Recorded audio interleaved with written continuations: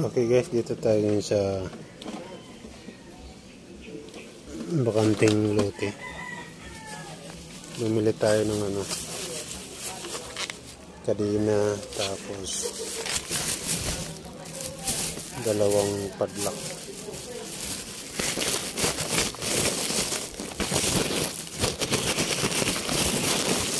Ito, dalawang padlock.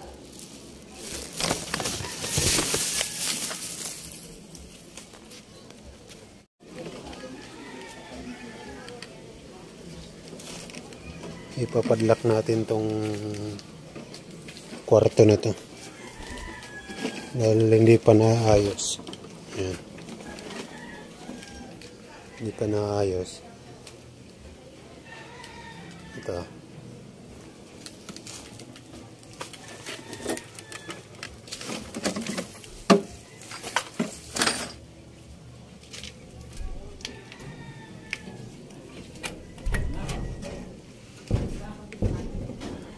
Ayan.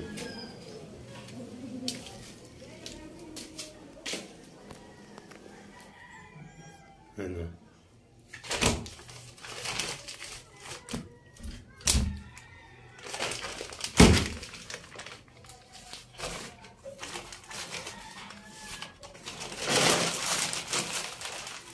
Ayan, ito ang kwarto.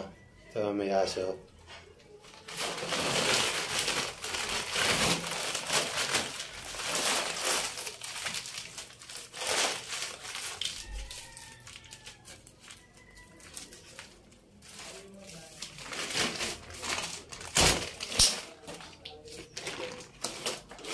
Ayan. Ang problema paggabi, ayan, ginagawa nilang tambayan ng mga tambay dito sa barkada ng mga barkada ng asawa ko. Ay, mga barkada ng anak ng asawa ko. Dito sila nagtatambay lagi paggabi hanggang madaling araw. Ewan ko kung anong ginagawa nila dito lagi. Mga kalalakihan, buti sana kung mga bata, mga higit 20 years old na, walang mga trabaho, tambay. Tapos may pang bisyo, ayan, sigarilyo, ayan, mga alak. Ginagawang nila. Hideout, kaya ang gagawin natin, yung binili natin kadina at saka padlock. Ipapadlock na natin to. Yung anak ng asawa ko, lalaki, 23 years old na yan. Tambay talaga yan. Hindi nagtatrabaho, napakabatugan. Ang dami nang ninakaw sa akin. Yung beef, ninakaw niya. Tapos yung cellphone, ninakaw rin niya. Bibo. Tapos yung pang-massage na de kuryente, nasa 1.6 ang bili namin nun. Bininta niya rin, ninakaw niya rin.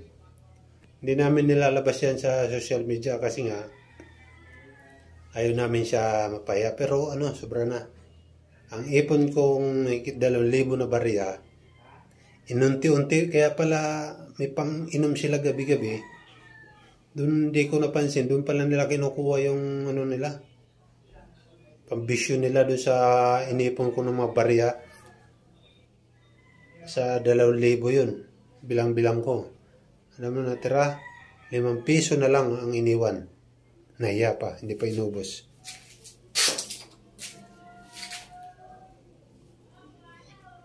Mga tambay lang pero sa sarap ng buhay. Gabi-gabi uminom, magdamagan. Tapos, may naamoy pa ako na kakaiba.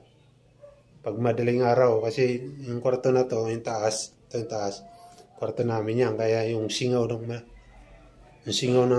damo ba yun? Sakit sa ulo, naamoy namin. Madaling araw. Kaya panahon na para isara to. At magpagtrabaho na sila. Huwag na sila babalik pa dito. Yan. Ayaw namin sana isara dahil may ano aso pero tuwing pagpapakain na lang, saka na lang bubuksan. Kasi may alaga kami dito ng aso. Ang payat-payat na nga Mayroon siya higaan dyan. Itong kwarto na to, hindi pa ito napapagawa kasi nga wala pang pera. Pero ipapagawa talaga to. Medyo malaki siya wala lang CR.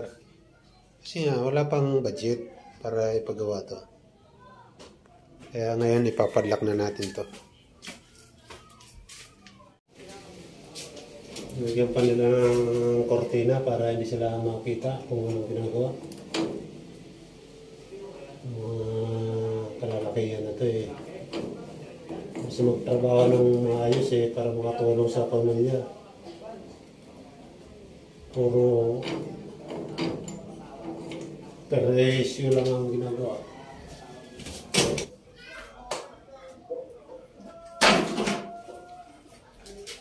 Tapos dalawang padlock. Yung kabilaan dito, tsaka doon.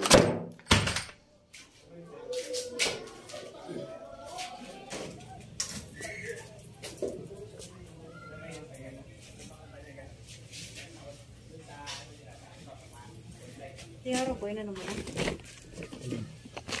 Tuwing kakain, buksan na lang. Ay, yung aso. Nasa loob. Paano ko? Buksan mo na. Saan susi? Kasi nala ko na, buksan pa. Hindi ko yung aso. Tama mo yung sakmaling ganyan. Hindi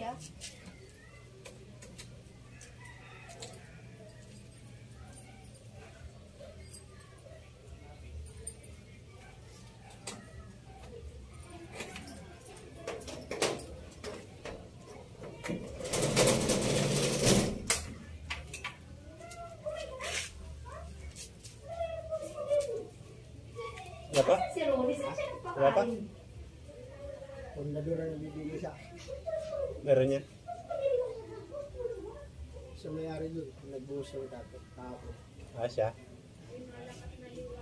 Saan? Kanya rin yan.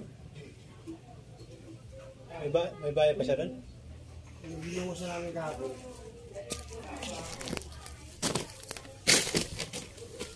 Saan? Ayun may orange na hose.